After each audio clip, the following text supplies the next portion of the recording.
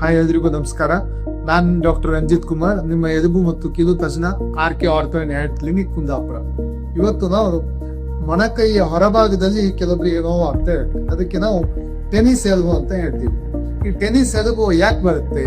Tennis elbow ಅಂತ ಹೇಳಿದ್ರೆ ನಮ್ಮ ಈ ಒಂದು ಮಾಂಸಖಂಡ ಇರುತ್ತಲ್ಲ, ಅದು ಇಲ್ಲಿ ಮೊಣಕೆಯ ಹೊರಭಾಗದಲ್ಲಿ ಲ್ಯಾಟ್ರಲ್ ಎಪಿಕಾಂಡಿಲೈಟಿಸ್ ಅಂತ ಹೇಳ್ತೀವಿ, ಆಯ್ತಾ. ಈ ಮಾಂಸಖಂಡ ಹುಟ್ಟು ಬರುವಂತ ಈ ಜಾಗದಲ್ಲಿ ಸ್ವಲ್ಪ ಉರುಗುತ್ತ ತರ ಆಗುತ್ತೆ.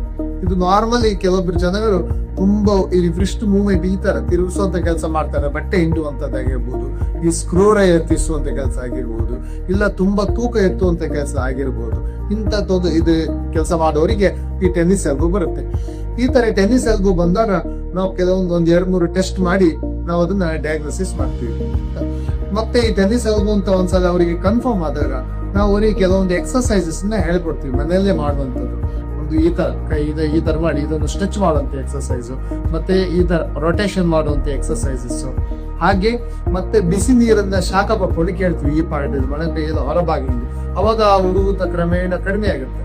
ಅದ್ರ ಜೊತೆಗೆ ಒಂದು ಬೆಲ್ಟ್ ಬರುತ್ತೆ, ಟೆನ್ನಿಸ್ ಎಲ್ಬೋ ಸ್ಪ್ಲಿಂಟ್ ಅಂತೇಳಿ. ಅದನ್ನ ಈ ಮೊಣಕೈಯಿಂದ ಸ್ವಲ್ಪ ಕೆಳಭಾಗದಲ್ಲಿ ಸುತ್ಕೊಳ್ಳೋದ್ರಿಂದ ಈ ಏನು ಇಲ್ಲಿ ಅವರು ತೂಕ ಎತ್ತದಾಗ ಇಲ್ಲಿರುವಂತ ವೆಯ್ಟ್ ಅದು ಇಲ್ಲಿ ಬರುವುದಿಲ್ಲ, ತೂಕ ಅದು ಇಲ್ಲಿಗೆ ಸ್ಟಾಪ್ ಆಗುತ್ತೆ. ಅದರಿಂದ ಆ ನೋವಿನ ಪ್ರಮಾಣದಲ್ಲಿ ತುಂಬಾ ಅವರಿಗೆ ಕಡಿಮೆ ಆಗುತ್ತೆ.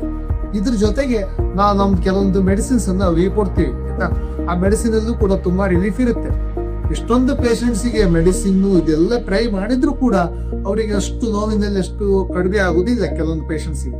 ಅಂತವರಿಗೆ ನಾವು ಇದೇ ಪಾಯಿಂಟ್ ಅಲ್ಲಿ ಒಂದು ಇಂಜೆಕ್ಷನ್ ಕೊಡ್ಬೇಕಾಗತ್ತೆ, ಇಂಟ್ರಾಲೆಸ್ಡಲ್ ಇಂಜೆಕ್ಷನ್ ಅಂತ ಹೇಳ್ತೀವಿ.